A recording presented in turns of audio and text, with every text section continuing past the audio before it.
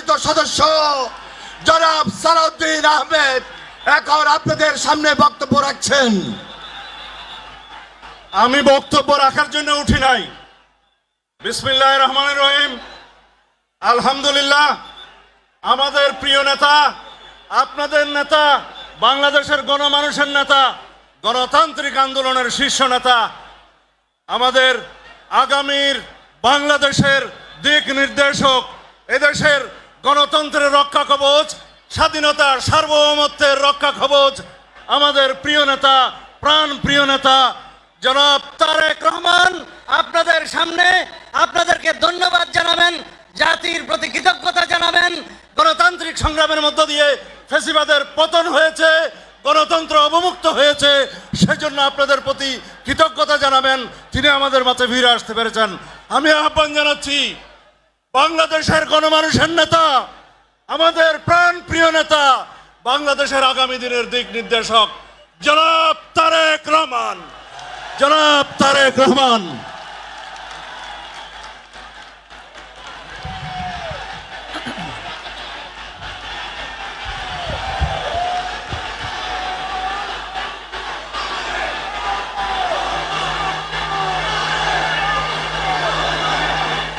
বিসমিল্লাহির রহমানির রহিম।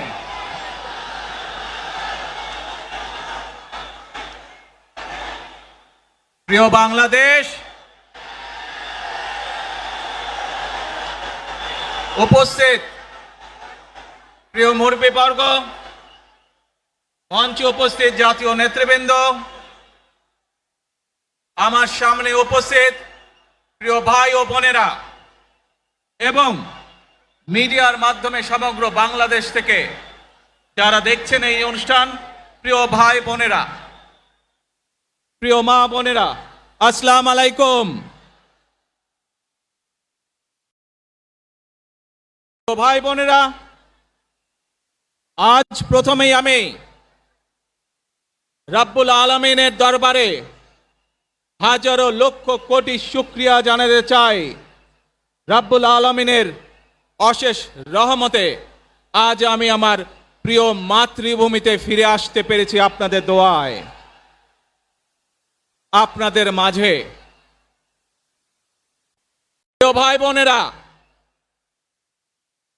আমাদের এই প্রিয় মাতৃভূমি 1971 সালে লাখো শহীদের রক্তের বিনিময়ে অর্জিত হয়েছিল।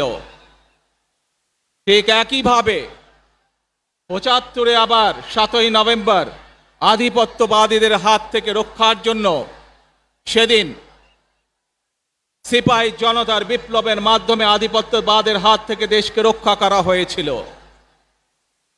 একইভাবে পরবর্তীতে 90-এ স্বৈরাচারের বিরুদ্ধে এদেশের জনগণ, এদেশের খেটে খাওয়া মানুষ তাদের গণতান্ত্রিক অধিকারকে ছিনিয়ে এনেছিল। কিন্তু তারপরেও ষড়যন্ত্রকারীদের ষড়যন্ত্র থেমে থাকেনি। আমরা তারপর দেখেছি 2024 সালে, 71 সালে এই দেশের মানুষ যেমন স্বাধীনতা অর্জন করেছিল, 2024 সালে এদেশের ছাত্র জনতা সহ সর্বস্তরের মানুষ, কৃষক, শ্রমিক, গৃহবধূ, নারী, পুরুষ, মাদ্রাসার ছাত্র সহ দল মত নির্বিশেষে, শ্রেণী পেশা নির্বিশেষে সকল মানুষ সেদিন 2024 সালের 5ই আগস্ট এই দেশের স্বাধীনতা এবং সার্বভৌমত্বকে রক্ষা করেছিল। ভাই বোনেরা, আজ বাংলাদেশের মানুষ কথা বলার অধিকার ফিরে পেতে চায়। তারা তাদের গণতান্ত্রিক অধিকার ফিরে পেতে চায়। বাংলাদেশের মানুষ চায় তারা তাদের যোগ্যতা অনুযায়ী ন্যায্য অধিকার পাবে।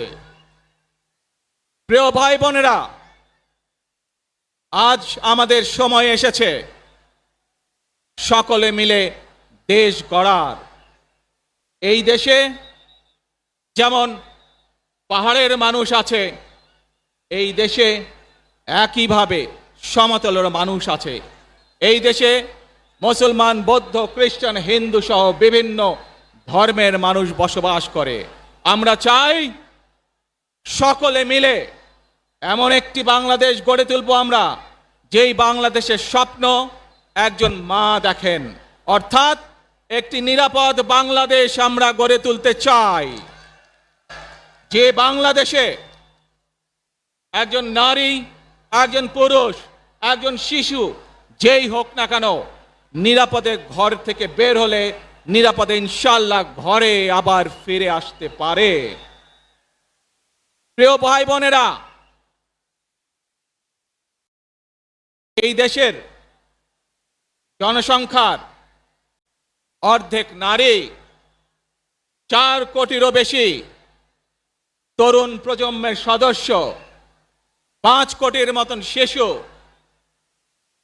40 লক্ষের মতন প্রতিবন্ধী মানুষ রয়েছেন, কয়েক কোটি কৃষক শ্রমিক রয়েছেন। এই মানুষগুলোর একটি প্রত্যাশা আছে এই রাষ্ট্রের কাছে, এই মানুষগুলোর একটি আকাঙ্ক্ষা আছে এই দেশের কাছে। আজ আমরা সকলে যদি ঐক্যবদ্ধ হই, আজ আমরা যদি সকলে প্রতিজ্ঞাবদ্ধ হই, তাহলে আমরা এই লক্ষ কোটি মানুষের সেই প্রত্যাশাগুলো পূরণ করতে পারি ইনশাআল্লাহ। প্রিয় ভাই বোনেরা, 71 সালে আমাদের শহীদরা নিজের জীবন উৎসর্গ করেছিলেন এই রকম একটি বাংলাদেশ গঠনের জন্য।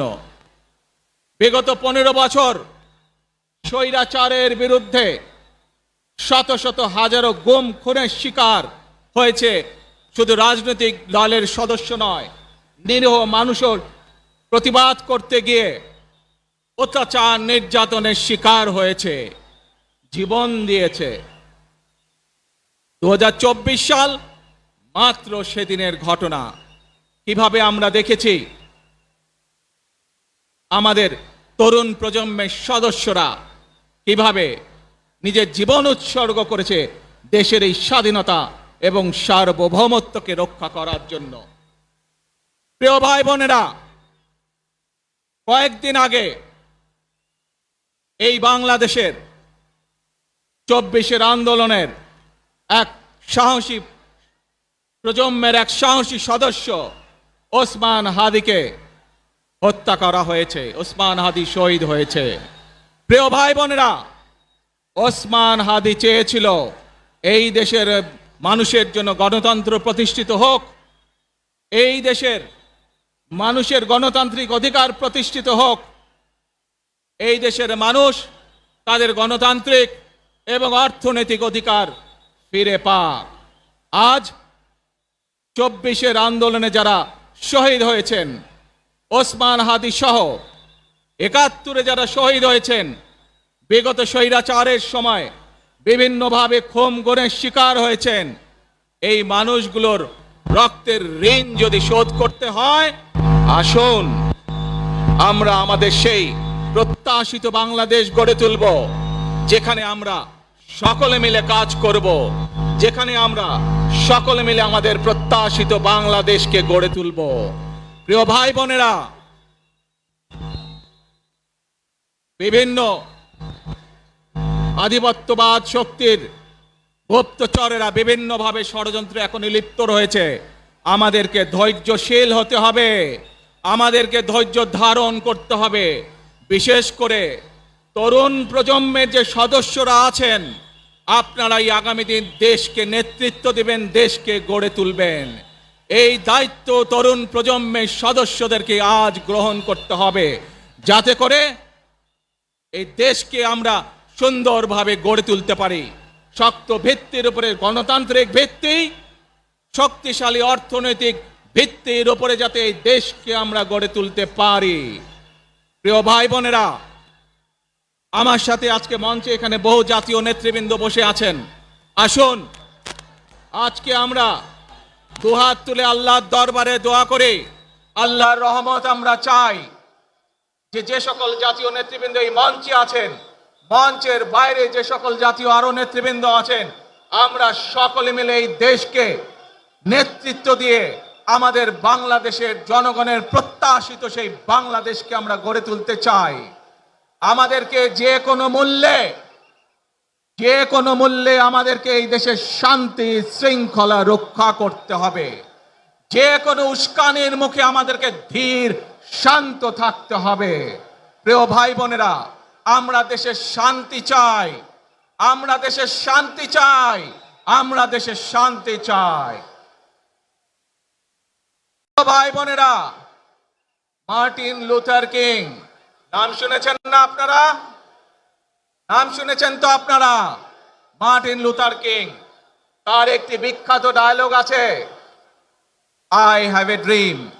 আজ এই বাংলাদেশের মাটিতে দাঁড়িয়ে আপনাদের সকলের সামনে আমি বলতে চাই, বাংলাদেশ জাতীয়তাবাদী দলের একজন সদস্য হিসাবে আপনাদের সামনে আমি বলতে চাই, I have a plan for the people of my country, for my country. আজ এই পরিকল্পনা দেশের মানুষের স্বার্থে, দেশের উন্নয়নের জন্য, দেশের মানুষের ভাগ্যের পরিবর্তনের জন্য যদি সেই প্ল্যান, সেই কার্যক্রম, সেই পরিকল্পনাকে বাস্তবায়ন করতে হয়, প্রিয় ভাই বোনেরা, এই জনসমুদ্রে যত মানুষ উপস্থিত আছেন, এই সারা বাংলাদেশে গণতন্ত্রের শক্তি যত মানুষ উপস্থিত আছেন, প্রত্যেকটি মানুষের সহযোগিতা আমার লাগবে। প্রত্যেকটি মানুষের সহযোগিতা আমাদের লাগবে। আপনারা যদি আমাদের পাশে থাকেন, আপনারা যদি আমাদেরকে সহযোগিতা করেন, ইনশাআল্লাহ আমরা আই হ্যাভ এ প্ল্যান বাস্তবায়ন করতে সক্ষম হব।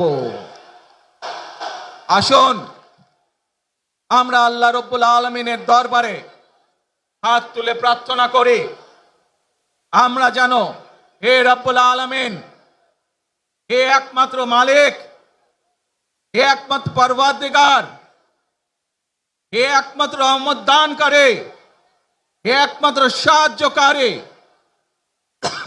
আজ আপনি যদি আমাদেরকে রহমত দেন, তাহলে আমরা এই দেশের মানুষ কঠোর পরিশ্রম করার মাধ্যমে আমাদের প্রত্যাশিত বাংলাদেশকে গড়ে তুলতে পারবো। আজ যদি আল্লাহর রহমত এই দেশ এবং এই দেশের মানুষের পক্ষে থাকে, আল্লাহর সাহায্য, আল্লাহর দয়া এই দেশের মানুষের উপরে, এই দেশের উপরে থাকে, ইনশাআল্লাহ আমরা আমাদের প্রত্যাশিত বাংলাদেশ গড়ে তুলতে সক্ষম হব। প্রিয় ভাই বোনেরা, আজ আসুন আমরা সকলে মিলে প্রতিজ্ঞা করি যে ইনশাআল্লাহ আগামী দিনে দেশ পরিচালনার দায়িত্বে যারা আসবে, আমরা সকলে নবী করিম সাল্লাল্লাহু আলাইহি সাল্লামের যে ন্যায়পরায়ণতা, সেই ন্যায়পরায়ণতার আলোকে আমরা দেশ পরিচালনার সর্বোচ্চ চেষ্টা করব। ভাই বোনেরা, আজ আপনারা জানেন এখান থেকে আমি আমার মা দেশনেত্রী খালেদা জিয়ার কাছে যাব। একটি মানুষ, যে মানুষটি এই দেশের মাটি, এই দেশের মানুষকে নিজের জীবনের থেকেও বেশি ভালোবেসেছেন, তার সাথে কি হয়েছে আপনারা প্রত্যেকটি মানুষ সে সম্পর্কে অবগত আছেন। সন্তান হিসাবে আপনাদের কাছে আমি চাইবো, আজ আল্লাহর দরবারে আপনারা দোয়া করবেন যাতে আল্লাহ ওনাকে তৌফিক দেন, উনি যাতে সুস্থ হতে পারেন।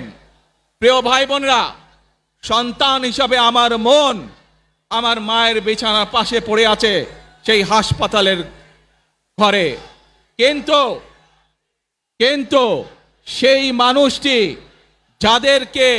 যাদের জন্য জীবনকে উৎসর্গ করেছে, অর্থাৎ আপনারা এই মানুষগুলোকে, যাদের জন্য দেশনেত্রী খালেদা জিয়া জীবন উৎসর্গ করেছেন, নিজের জীবন, সেই মানুষগুলোকে আমি কোনোভাবেই ফেলে যেতে পারি না। এবং সেজন্যই আজ হাসপাতালে যাবার আগে আপনাদের প্রতি সহ টেলিভিশনগুলোর মাধ্যমে যারা সমগ্র বাংলাদেশে আমাকে দেখছেন, আপনাদের সকলের কাছে কৃতজ্ঞতা প্রকাশ করার জন্য আজ আমি এখানে দাঁড়িয়েছি আপনাদের সামনে। প্রিয় ভাই বোনেরা, আসুন আমাদেরকে আজকে নিশ্চিত করতে হবে, আমরা যে ধর্মের মানুষ হই, আমরা যে শ্রেণীর মানুষ হই, আমরা যে দলেরই রাজনৈতিক দলের সদস্য হই অথবা একজন নির্দলীয় ব্যক্তি হই, আমাদেরকে নিশ্চিত করতে হবে যে কোনো মূল্যে আমরা আমাদের এই দেশের শান্তি শৃঙ্খলাকে ধরে রাখতে হবে। যে কোনো মূল্যে যে কোনো বিশৃঙ্খলাকে পরিত্যাগ করতে হবে। যে কোনো মূল্যে আমাদেরকে নিশ্চিত করতে হবে যাতে মানুষ নিরাপদ থাকতে পারে। শিশু হোক, নারী হোক, পুরুষ হোক, যে কোনো বয়স, যে কোনো শ্রেণী, যে কোনো পেশা, যে কোনো ধর্মের মানুষ যেন নিরাপদ থাকে, এই হোক আমাদের চাওয়া আজকে। প্রিয় ভাই বোনেরা, আসুন প্রিয় ভাই বোনেরা, সবাই মিলে আজ আমরা প্রতিজ্ঞাবদ্ধ হই, সবাই মিলে করব কাজ। জোরে আরো, সবাই মিলে করব কাজ, ধর্মমদের বাংলাদেশ। ইনশাআল্লাহ আপনাদের সকলের কাছে দোয়া আছে, আবারও সকলকে যে কোনো মূল্যে দেশে শান্তি শৃঙ্খলা রক্ষার আহ্বান জানিয়ে যে কোনো বিশৃঙ্খলাকে পরিহার করে ধৈর্যের সাথে মোকাবেলা করার আহ্বান জানিয়ে আমার বক্তব্য শেষ করছি। আবারও আপনাদের কাছে কৃতজ্ঞতা প্রকাশ করছি আজকে আমাকে এইভাবে বরণ করে নেওয়ার জন্য। আল্লাহ হাফেজ। বাংলাদেশ জিন্দাবাদ, বাংলাদেশ জাতীয়তাবাদী দল জিন্দাবাদ। আসসালামু আলাইকুম।